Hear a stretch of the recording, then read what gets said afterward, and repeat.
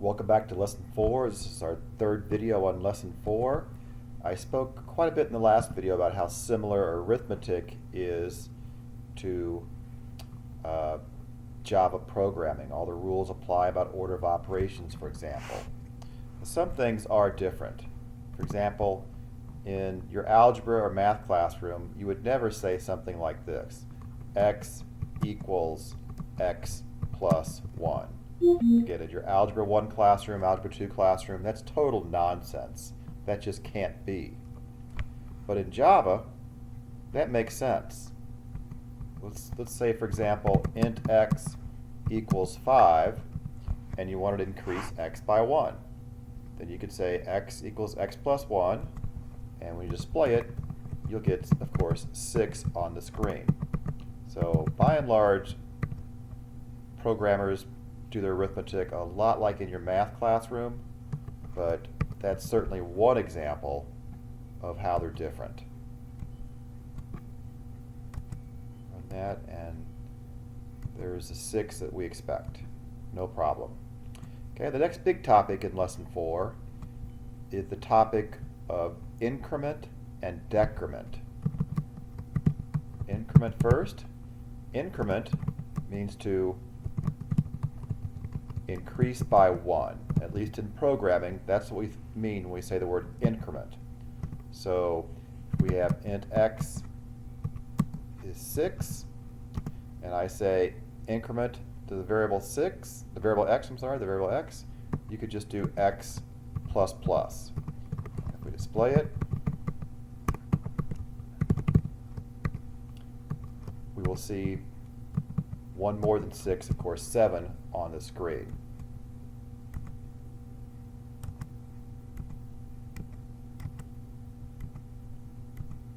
Okay, there's our 7. So the plus plus operator is the increment operator.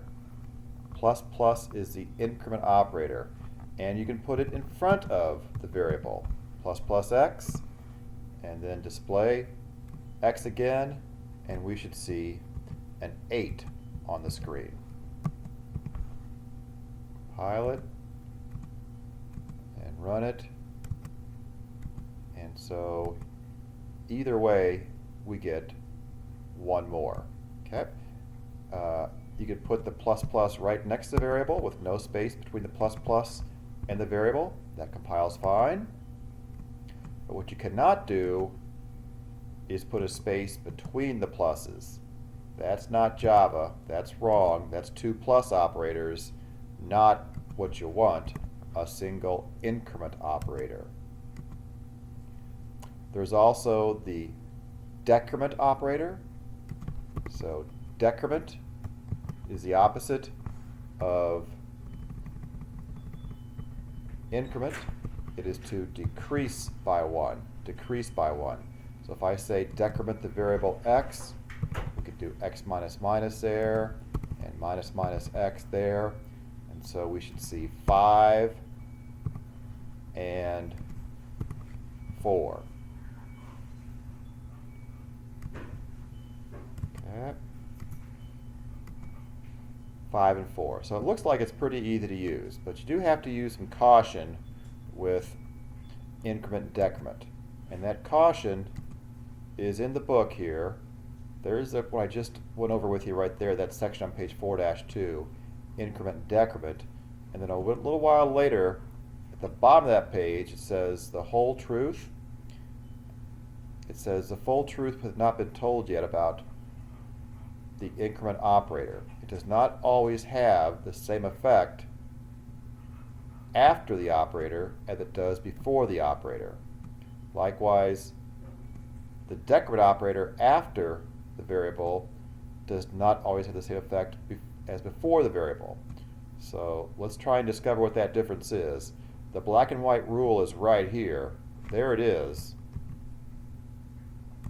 And let's see if I can explain that to you. Okay, I just copy and pasted that explanation from the book. It says if you have x plus plus, it increments x after it is used in a statement. If you have plus plus x then it increments x before it is used in a statement. Let's do these one at a time. So let's do int x equals 5 and system out x plus plus. So a first-time programmer who realizes that plus plus means increase by 1 might expect to get 6. But that's not what happens. It gets incremented after it is used. After it is printed, then we get the increment. So we're going to see still 5 on that line. Print it out. Run it. And you see it didn't change yet.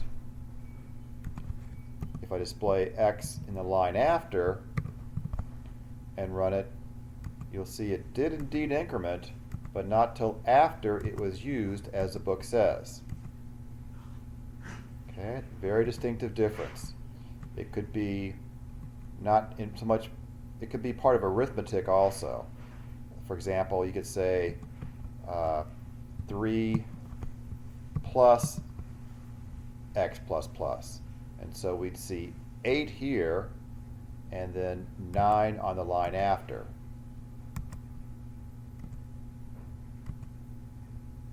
I'm sorry, 8 here, and then 6 on the line after. X goes from 5 to 6. I said 9. You could make this really, really messy. You could say something like int y equals 14 minus x plus plus, and then display y. Well, y is going to be 14 minus 5, 9, because the plus plus is after. It's the last thing to happen in the line. And then we'll see that x does go to 6, but only after it's used.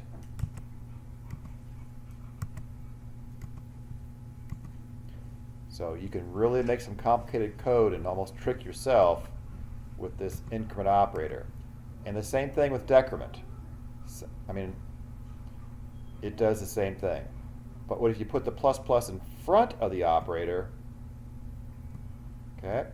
If you put the plus plus in front of the operator, then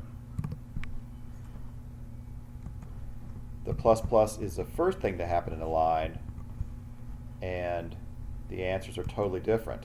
So x becomes 6, and then we do our subtraction, and so y becomes 8, and we'll see 8 and 6 this time.